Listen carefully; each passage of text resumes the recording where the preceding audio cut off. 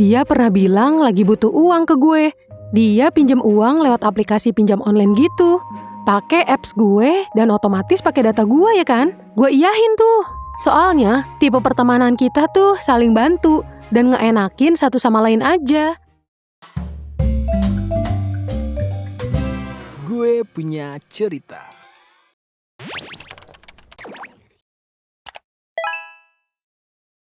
Peringatan, animasi ini dibuat dengan tujuan sharing pengalaman pribadi sang pengirim cerita. Dimohon untuk menghargai cerita tanpa menyudutkan beberapa pihak. Selamat menonton.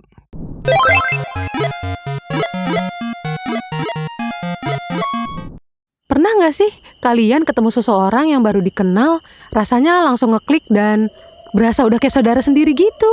Dan kalian kasih cap ke orang itu sebagai orang yang paling dipercaya. Tapi ternyata justru dialah yang paling menghancurkan kita. Hai Sobat GPC, kenalin, nama gue Vivi. Kali ini gue mau cerita tentang pengalaman paling bodoh, sekaligus paling mahal dalam hidup gue yang terjadi sekitar 2 tahun lalu. Waktu itu gue kerja sebagai admin di perusahaan kecil di Jakarta Selatan. Kerjaan gue aman-aman aja, berjalan normal. Gaji gue cukup lah buat makan, bayar kos, dan sesekali self-reward kecil-kecilan. Sampai suatu hari, masuklah karyawan baru. Dia kerja sebagai finance. Sebut aja dia Tuti, alias tukang tipu. Awalnya kita cuma rekan kerja biasa, tapi lama-lama kita jadi deket banget dah. Berasa upin-ipin, seronoknya. Kita tiap break makan siang pasti selalu bareng. Pokoknya apa-apa selalu barengan.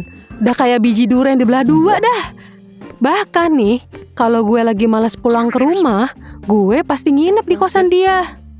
Kita cerita-cerita hal pribadi yang bahkan kita nggak share ke orang lain. Saking percayanya gue tuh ke dia. Udah berasa bestie dari lahir dah. Sampai di satu titik, dia pernah bilang lagi butuh uang ke gue. Dia pinjam uang lewat aplikasi pinjam online gitu.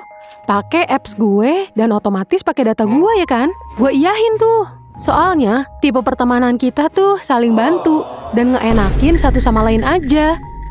Kayak misalnya nih, hari ini jajan pakai duit gue. Terus dia mau bayar. Gue bilang, sekarang gue yang bayarin, besok gantian aja. Kalau kita jajan baru pakai duit lu. Tapi lama-lama gue mulai ngerasa ada yang aneh. Tagihan pay letter gue makin gede. Belanja gue rasanya makin boros. Padahal biasanya gue selalu kontrol pengeluaran. Tapi sejak kenal dia, setengah gaji gue habis cuman buat bayar tagihan pay letter pinjaman dia. Karena dia bayar suka telat dan bayarnya nggak full gitu.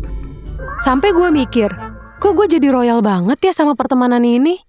Tuti ini sebenarnya udah nikah, tapi dia nggak tinggal bareng sama suaminya. Soalnya dari cerita yang gue dengar dari mulutnya sendiri, kalau lakinya itu tuh nggak guna banget. Gimana enggak?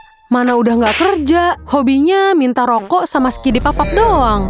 Yang provide kebutuhan rumah tangga ya itu si Tuti. Sebagai teman, gue kasihan banget dan prihatin sama hidupnya. Gue mikir, berat bener ujian hidup dia ya? Gue ngerasa nggak bisa bantu apa-apa. Dan mungkin karena rasa kasihan itu, gue makin gak punya batasan soal uang. Setelah pinjem uang itu, dia jadi sering banget kalau beli apa-apa tuh dari gue mulu. Dan gak diganti-ganti coy. Dari mulai belanja kebutuhan rumah tangganya, pesan makanan, beli elektronik, sampai pesan tiket hotel atau akomodasi pasti pinjem pay letter gue. Terus dia bilang, tenang aja, nanti gue bayar kok. Gue gak mungkin ninggalin lu, Vi. Saking percayanya, lagi-lagi dengan begonya gue iya-iya aja. Terus, selang beberapa bulan kan tuh, tagihan dia gue yang selalu nalangin mulu dengan gaji gue yang mungil itu. Padahal udah gue canangkan tuh gaji buat alokasi ke hal yang lain. Ya gue tagih dong. Selalu aja banyak alasannya, kayak capres kampanye. Bip. Berbagai alasan itu, dia bilang suaminya sakit lah, ortunya butuh duit lah, gajinya telat cair lah. Ya alasan kayak gitu kan bikin gue kasihan dan gak enak hati kalau maksain dia. Menjelang akhir tahun 2023, sikap dia mulai berubah.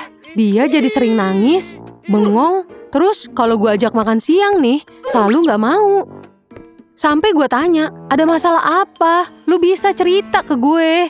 Walaupun gue belum tentu kasih saran atau bantuan, setidaknya hati lu plong dan gak dipendam sendiri, Ti. Dia jawab, maafin gue ya kalau gue ada salah sama lu. Gue terima kalau lu kecewa sama gue. Gue minta maaf ya. Lah, kagak ada angin, kagak ada hujan, tiba-tiba dia minta maaf ke gue. Apa kagak bingung gue diginiin ya kan? Ya udah tuh, gue biarin. Gue mikir dia belum siap buat cerita apa yang dia alami. Tapi ternyata itu kode perpisahan ke gue. Akhirnya libur tahun baru tiba.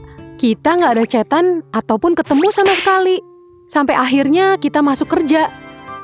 Dia gak masuk. Gue mikir, mungkin cuti. Palingan besok masuk lagi. Tapi dia sampai gak masuk seminggu. Dan gak ada info apa-apa ke kantor. Entah dia sakit apa extend cuti. Rame dah tuh satu kantor. Karena dia kan finance ya. Semua pembayaran vendor pasti lewat dia.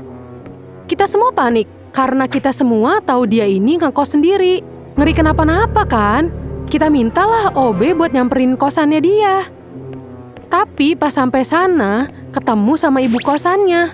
Terus ibu kosannya bilang, dia udah pindah dari semalam kak. Bujeng, anak-anak kantor langsung shock banget. Karena Tuti ini gak ada riwayat jelek gitu di kantor ini. Kerja ya lempang-lempang aja orangnya. Terus manajer gue buka loker dia. Dan kalian tahu apa yang kita temuin? Laptop kantor gak ada. Yang ada cuma surat dari pegadaian. Ternyata laptop itu udah digadai dari Desember. Dan dia juga ngegade printer sama ngejual proyektor dan beberapa kursi kerja.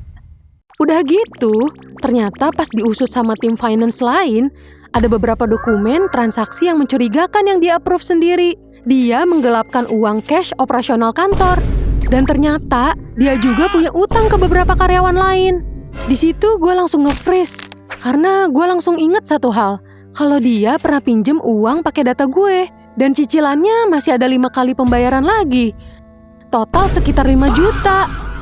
Awalnya gue gak mau tanggung jawab perilaku dia. Tapi kan ini pakai data gue ya.